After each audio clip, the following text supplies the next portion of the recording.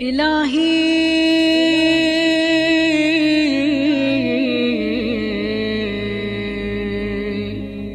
ما أنا بأول من عصاك فتبت علي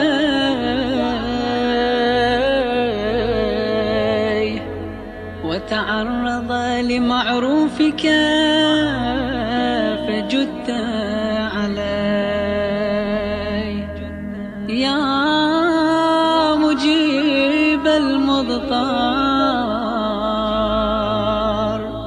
يا كاشف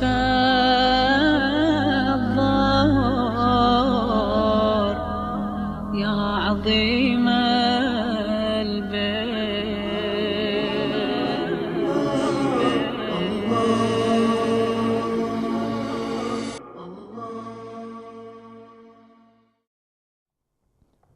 أعوذ بالله السميع العليم من الشيطان اللعين الرجيم. بسم الله الرحمن الرحيم. الحمد لله رب العالمين، ثم الصلاة والسلام على أشرف المرسلين حبيبي وحبيب إله العالمين أبي القاسم المصطفى محمد وعلى آل بيته الطيبين الطاهرين وصحبه المنتجبين. Mes chers frères et sœurs, assalamu alaikum wa rahmatullahi ta'ala wa barakatuh. Bien sûr, nous sommes dans le cadre de l'enseignement du dogme islamique et nous avons traité un sujet aussi très important dans la science passée concernant l'imam des autres imams après l'imam Ali alayhi salam. Nous avons aussi parlé effectivement les preuves que nous pouvons réellement s'accrocher à ces preuves-là, auxquelles nous pouvons s'accrocher réellement pour prouver l'imam des autres imams après l'imam Ali alayhi salam. Concernant l'imam d'imam Ali alayhi salam, il n'y a pas de problème là-dessus, il n'y a pas aussi des équivoques sur cette question, sauf que celui qui ne veut pas comprendre réellement ou qui n'a pas une maîtrise des textes islamiques. D'un sens tout à fait clair, nous avons parlé de l'imam d'imam Ali alayhi salam et l'imam aussi des 12 imams après le prophète Muhammad sallallahu alayhi wa sallam.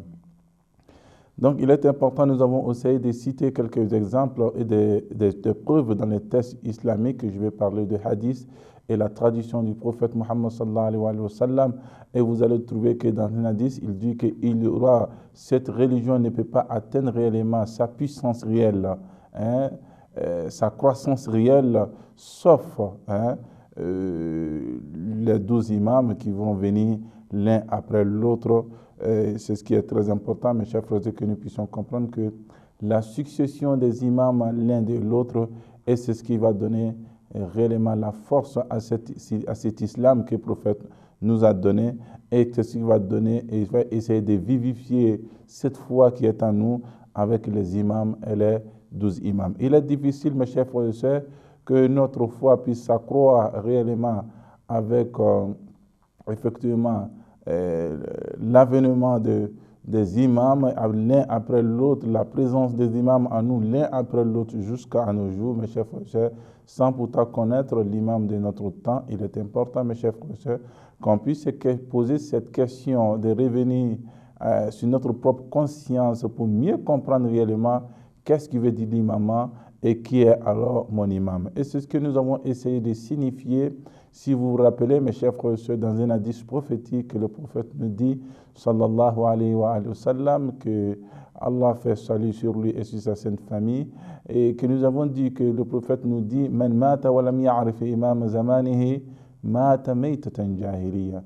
Celui qui meurt sans pourtant connaître l'imam de son temps, il meurt païen, mécréant, associateur, sauf musulman. Donc, mes chers frères et sœurs, il est important aujourd'hui.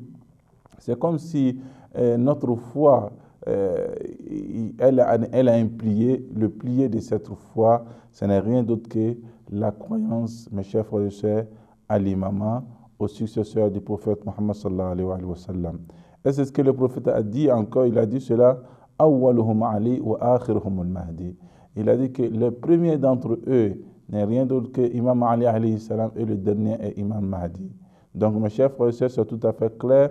Lorsqu'on parle réellement de l'imam, des imams, des Ahlul Bayt, mes chers frères et sœurs, ça ne provient pas de notre propre gré, mais ce sont les textes qui sont devant nous. Ce n'est pas notre volonté qu'on va essayer de dicter aux autres ou notre envie que nous voulons dicter, mais ce sont les textes qui sont clairs là-dessus.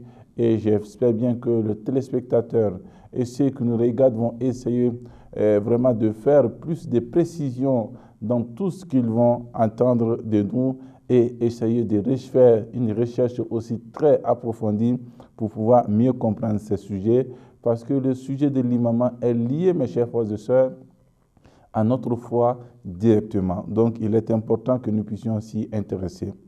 Donc, nous avons parlé de cela jusqu'aux 12 imams. Il y a les 12 imams qui vont venir successivement l'un après l'autre.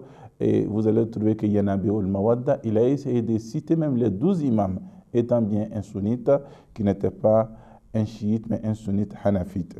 Donc, mes chers frères et sœurs, cela se passe réellement. Aujourd'hui, la question qui se pose à nous, qui est alors l'imam de notre temps aujourd'hui? L'imam de notre temps, c'est tout à fait clair. Ce n'est rien d'autre que le 12e imam, celui qui a pu faire une lecture correcte de la progression historique de l'islam, va savoir tout de suite qu'il y a eu seulement dans le passé 11 imams, soit qui ont été empoisonnés ou qui ont été assassinés. وَمَا مِنَّا إِلَّا مَقْتُولٌ أَوْ مَسْنُونٌ. Donc, en réalité, le masmoum, lorsque vous essayez de voir cela, vous allez trouver que effectivement, il y a des imams qui ont succédé l'un après l'autre. Vous connaissez l'événement de Karbala et vous connaissez plus que lorsqu'on regarde Imam al-Kazim dans sa vie, qui a passé sa vie d'une prison à une autre prison, l'un des descendants du prophète Muhammad sallallahu alayhi wa sallam. Et vous connaissez réellement tout ce qui s'est passé. Même Imam Hassan al-Askari, lorsque vous regardez sa vie, il était en résidence surveillée, mes chers frères et sœurs, et jusqu'à ce qu'il meure, il parte de ce monde. Donc, mes chers frères et sœurs, il est important que nous puissions apporter un éclaircissement sur ce sujet concernant le 12e imam. Le 12e imam, ce n'est rien d'autre que Imam al-Mahdi. Donc, en réalité, lorsqu'on regarde cela, Imam Mahdi alayhi salam, et c'est ce que le prophète a dit, il est le dernier, mais il y a des questions, si c'est lui qui est l'imam du temps. Il y a des questions réellement, parce que le fait de poser ces problématiques fait succéder ou nous donne encore plusieurs questions et provoque beaucoup de questions que nous devons essayer, Inch'Allah, de répondre à certaines questions, Inch'Allah, qui seraient principales pour ne pas que nous puissions prendre assez de temps avec le téléspectateur. لبيك ذا العفو لبيك إني آت منك إليك لبيك اللهم لبيك إني عبد بين يديك.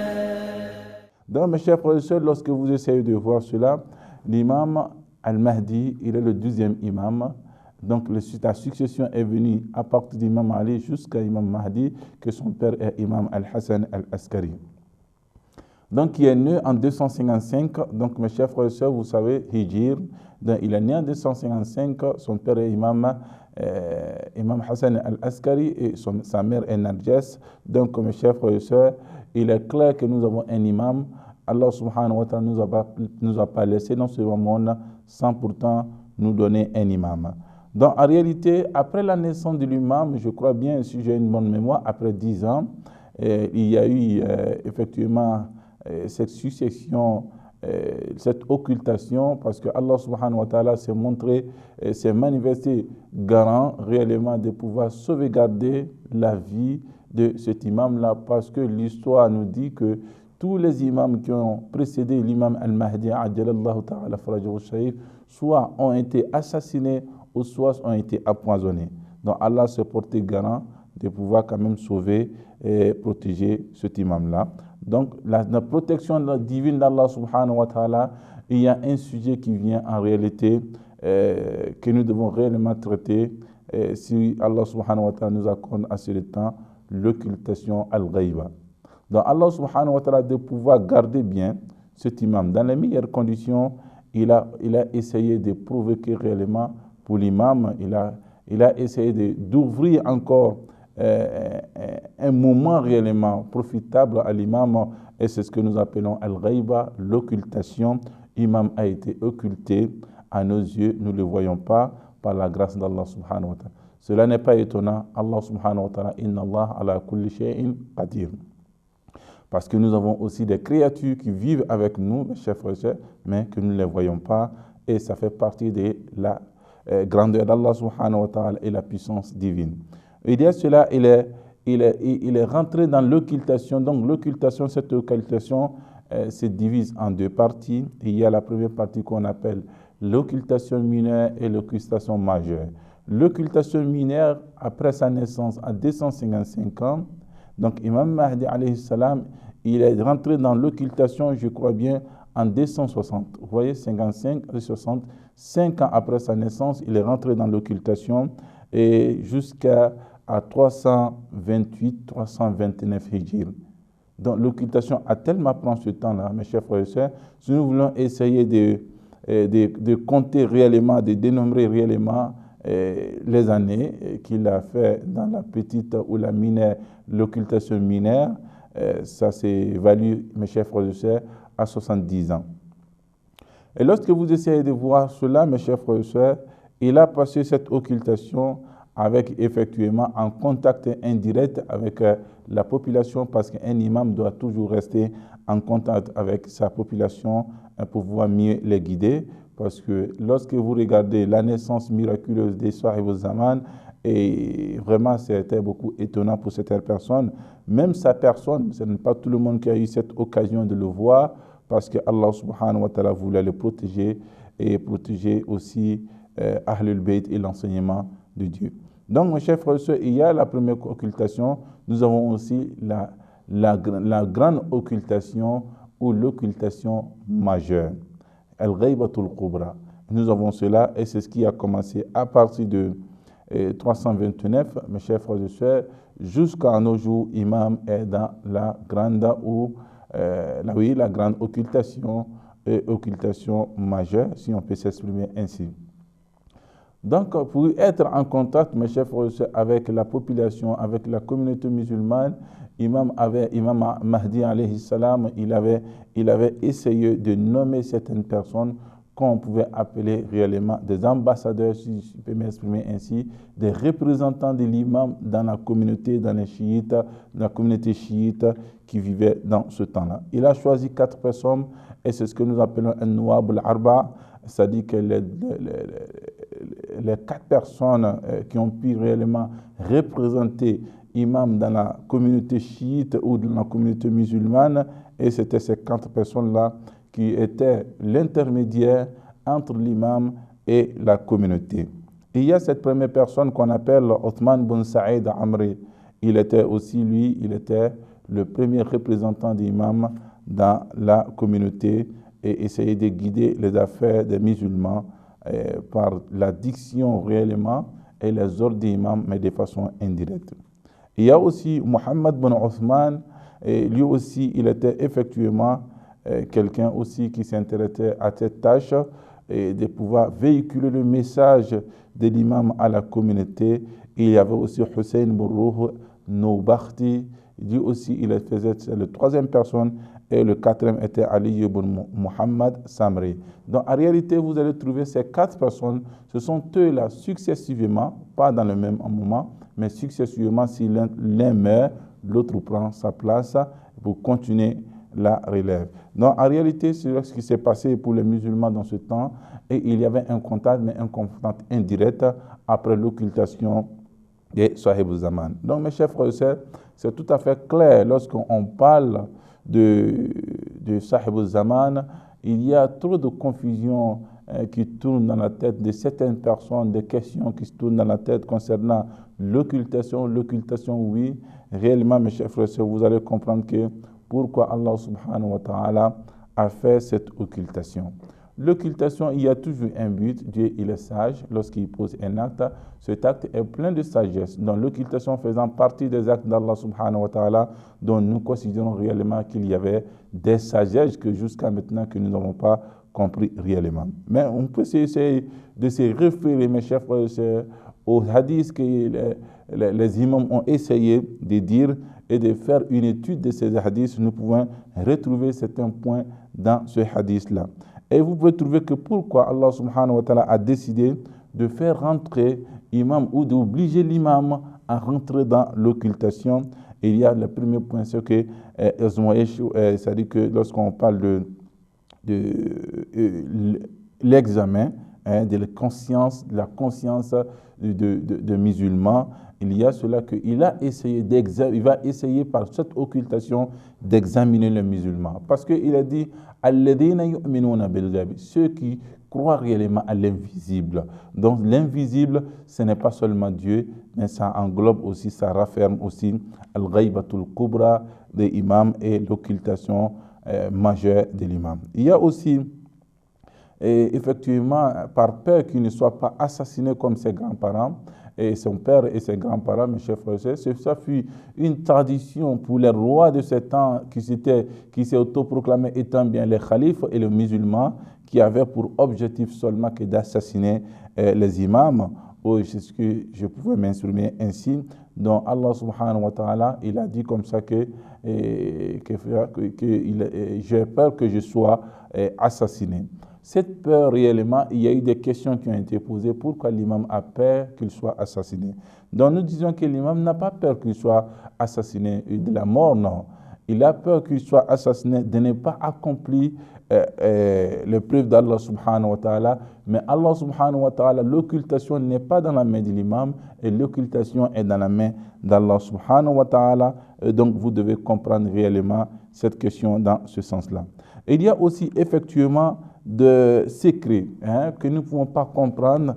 Allah subhanahu wa ta'ala, lorsqu'on arrive à comprendre toutes les sagesses d'Allah subhanahu wa ta'ala, c'est comme si notre science avait renfermé la science d'Allah subhanahu wa ta'ala. Non, mes chers frères et sœurs, nous ne pouvons pas comprendre aucunement toutes les sagesses qui s'y trouvent, mais nous avons essayé de feuilleter réellement les livres de hadith, de la tradition de la famille du prophète Muhammad sallallahu alayhi wa sallam et le prophète lui-même, alayhi salam, et j'ai essayé de voir cela et vous pouvez trouver qu'il y a ces points que nous pouvons réellement connaître ou se référer à ces points selon bien sûr des hadiths qui se trouvent dans ces livres-là.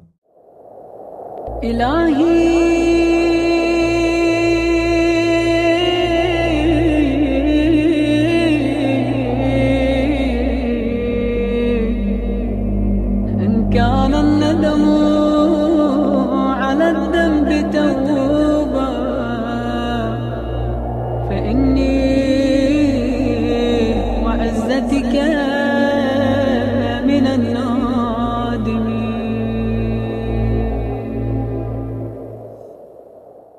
Mais la question qui se pose alors, s'il est dans l'occultation, étant bien l'imam, et comment la communauté peut réellement profiter, puisque nous n'avons pas aujourd'hui effectivement des ambassadeurs, des représentants d'imams parmi nous. Donc l'imam, comment en faire réellement pour rentrer en contact avec l'imam? Et l'imam alayhi salam lui-même, il a donné cette autorisation pour dire que réellement, si vous trouvez un imam parmi nous qui rapporte les hadiths, il est correct dans son comportement, il a la foi et aussi il ne laisse pas la religion au détriment de tout ce qui est lié à ces bas mondes. Il dit que je demande aux gens, de façon générale, de l'illimiter dans tout ce qu'il va dire. Et Hujjati, il a dit encore, il dit que les preuves, les savants sont preuves sur vous. Les savants ici, ce sont les savants réellement de la religion qui rapportent les hadiths de l'imam et qui enseignent l'imam. Il dit, ce sont mes preuves sur vous. Et je suis une preuve sur eux et ces savants-là. Et donc, mes chers frères et sœurs, si les savants sont des preuves pour nous, de l'imam, et l'imam aussi est une preuve aussi pour les savants. Donc, mes chers frères et sœurs, c'est tout à fait clair que lorsqu'on parle de l'imam, nous pouvons profiter de lui. Et jusqu'à maintenant, on profite réellement de son existence. L'existence n'est pas seulement de parler, sa tâche n'est pas seulement de parler de l'islam, d'une diffuser la religion. Il y a d'autres tâches vraiment peut-être que nous ignorons et il est là et les gens profitent réellement de ça. Et c'est ce que nous avons dit. C'est-à-dire que si il n'était que la présence de l'imam sur cette terre, et vraiment la terre allait se renverser contre nous. Parce qu'avec le péché que nous faisons, Et ce n'est pas moins que les péchés de l'autre, les gens de l'autre, ce n'est pas moins que les péchés, je ne sais quoi, de gens de Nuh, etc. Donc, mes chers frères et sœurs, si vous voyez aujourd'hui que la terre ne s'est pas renversée sur nous, ou réellement il faut comprendre que c'est la présence de l'imam parmi nous qui nous sauve réellement. Donc, je ne pouvais pas dire que, je pouvais dire que réellement que sa mission n'est pas seulement limitée, mes chers frères et sœurs, à la sauvegarde, au sauvegarder les enseignements du prophète Mohammed sallallahu alayhi wa sallam et de la gestion des pouvoirs. Il y a d'autres encore, il a d'autres aussi, d'autres missions. Lorsqu'il est dans l'occultation, il n'est pas assis, bras croisés, mais il a aussi des choses à faire effectivement dans notre vie. Il a été dit que poser la question, alors l'imam dans l'occultation, comment nous pouvons faire effectivement pour profiter de ces indications, ces ordres, ces recommandations et aussi réellement ces consignes. Et il a été dit, قال سليمان فقلت للصاد فكيف ينتفع الناس بالحجة الغائب. Il a été posé la question à Imam Sadiq et comment les gens pourraient quand même profiter de l'imam caché, occulté, alors que les gens avaient besoin réellement de lui. Al-Massour قال كما ينتفعون بالشمس إذ ستر السحاب.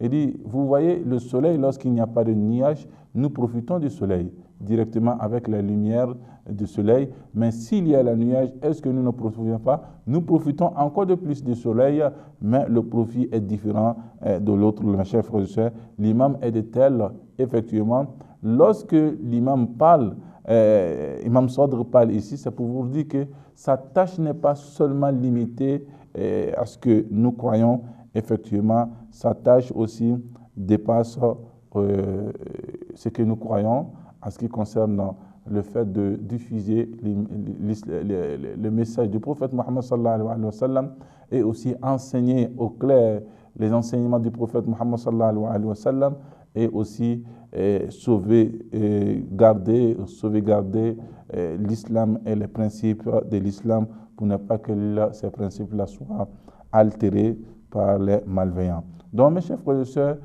il est là que l'imam, il est avec nous, il vit avec nous, mais on ne le voit pas. Et souvent qu'on peut le voir, mais sans pourtant le connaître, mes chers frères et sœurs. Donc, il faut comprendre dans ce sens que l'imam, il n'est pas seulement caché, bras croisés, mais il a aussi des actes qu'il pose, mes chers frères et sœurs.